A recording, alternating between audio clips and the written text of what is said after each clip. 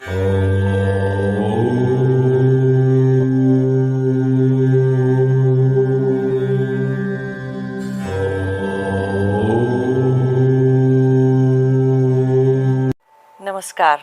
जय शिवाय। तो आज हम बात करते हैं कि कैसे तैयार किया जाए अपने आप को।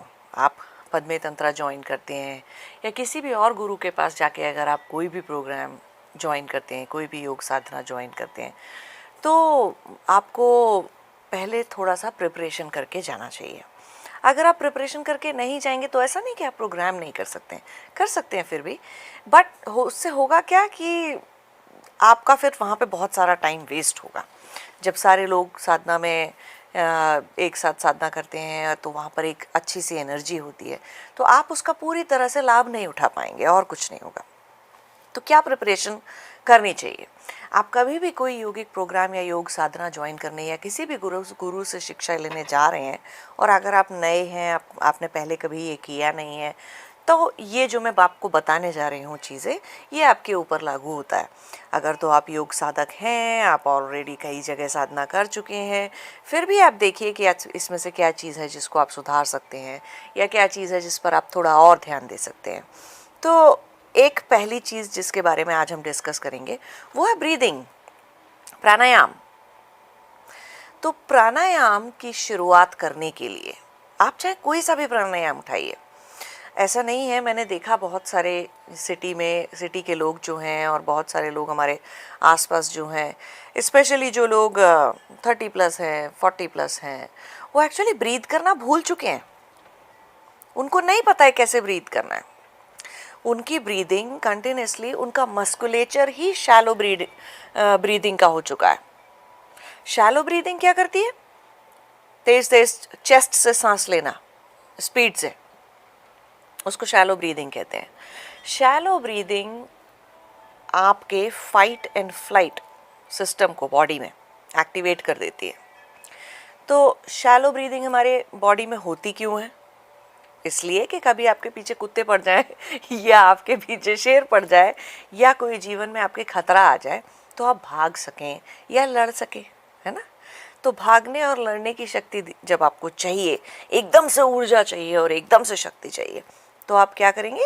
अपने चेस्ट से सांस लेते हैं आप, शैलो ब्रीदिंग करते हैं आप।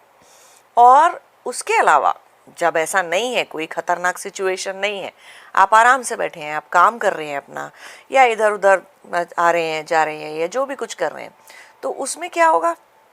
उस टाइम पे आपको डीप ब्रीदिंग करनी है स्टमक से, एब्डोमेन से। एब्डोमिनल ब्रीदिंग मीन्स ऐसा नहीं है कि सांस फेफड़ों में से निकल के पेट में चली जाएगी, ऐसा कुछ नहीं होता है। लेकिन जब हम सांस लेते हैं तो पेट को हम अंदर और बाहर करते हैं। वो जो सांस लेने का तरीका है वो डीप ब्रीदिंग है। उससे क्या होता है? लंग्स पूरी तरह से फैल जाते हैं और अच्छे से आप ऑक्सीजन अंदर ले पाते हैं और कार्बन डाइऑक्साइड बाहर छोड़ पाते हैं। आपके लंग्स में ज़्यादा ऑक्सीजन आ पाती है। इसको हम कहते हैं deep breathing, abdominal breathing. Abdominal breathing अगर कोई इंसान तब भी कर रहा हो जब उसकी लाइफ में कोई इमरजेंसी है या फाइट एंड फ्लाइट का टाइम है, अगर तब भी कर रहा होगा तो वो सीरियसली बहुत आराम से बैठा होगा। वो कर ही नहीं सकता किसी चीज़ की जल्दी, भाग ही नहीं सकता, वो लड़ भी नहीं सकता, बल्कि आराम से बैठा रहेगा। ठीक है, बैठ जाओ, जो पीछे कुत्ते पड़ जाए या शेर पड़ जाए, जो होना है होगा, बैठे रहो आप आराम से, हिलो नहीं। तो डीप ब्रीदिंग ये होती है। अब एक होती है कंबाइंड ब्रीदिंग, कि आपने सांस ली, चेस्ट से भी सांस आ गई और ये एब्डोमेन से भी सांस आ गई। देखिए, ये कहना बहुत आसान है कि हम दोनों से ब्रीथ कर सकते हैं, लेकिन जब आप प्रैक्टिस करेंगे तो आपको कुछ समय पश्चात प्रैक्टिस करते करते, धीरे धीरे अभ्यास करते करते पता चलेगा कि एक्चुअली आप डीप ब्रीदिंग करते ही नहीं हैं। आप में से बहुत सारे लोग हैं जो डीप ब्रीदिंग करना जानते ही नहीं है, भूल चुके हैं,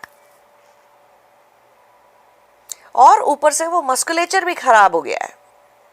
ब्रीथ करने का मस्कुलेचर ही खराब हो गया है। स्पेशली वो सारे लोग जो कंप्यूटर में आईटी में हैं, कंप्यूटर में काम करते हैं, या लॉन्ग सिटिंग आवर्स की जिनकी जॉब है और उठते नहीं हैं इतना इजीली, और 4-4 घंटे 6-6 घंटे सिर्फ लगातार बैठे ही रहते हैं, ऐसे लोगों का, या फिर वर्क में बहुत ज़्यादा स्ट्रेस है, एंजाइटी है या कुछ भी है तो ब्रीथ कर ही नहीं रहे हैं वो लोग नॉर्मली। तो प्राणायाम की बात तो बहुत बाद में आती है, ठीक है। प्राणायाम आप बाद में सीखेंगे, योग साधना बाद में स्टार्ट होगी।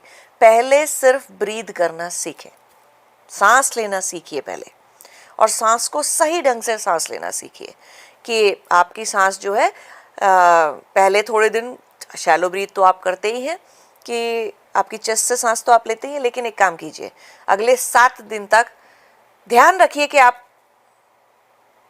चेस्ट से सांस ले रहे हैं।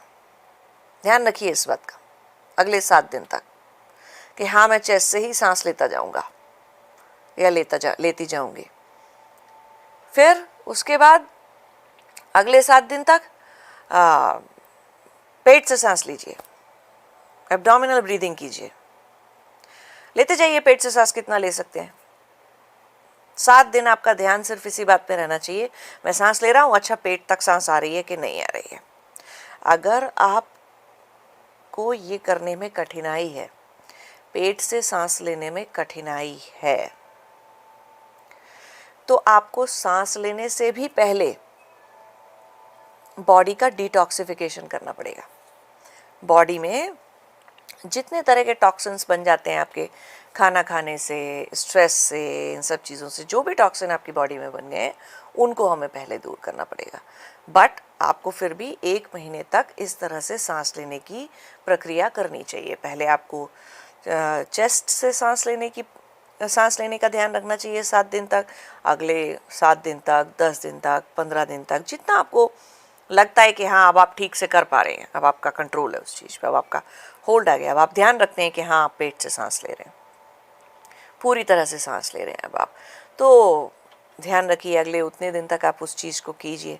फिर उसके बाद तीसरी चीज़ है पूरा ऊपर से नीचे तक सांस लेना, जिसमें चेस्ट भी इन्वॉल्व हो जाती है, पेट भी इन्वॉल्व हो जाता है, पूरी तरह से खुल के सांस लेना। अगर आप ऐसे नहीं करेंगे तो आप प्राणायाम नहीं कर सकते। प्राणायाम करने का कोई मतलब नहीं है, प्राणायाम वैसे भी किए नहीं जाते, प्राणायाम हो जाने चाहिए आपसे अपने आप। आपकी सांस प्राणायाम के पैटर्न में, हम जितने तरीके के प्राणायाम से सिखाए जाते हैं योगिक साइंसेस में, अलग अलग टाइम पर इंसान उसी तरह से नॉर्मली हर इंसान सांस लेता है।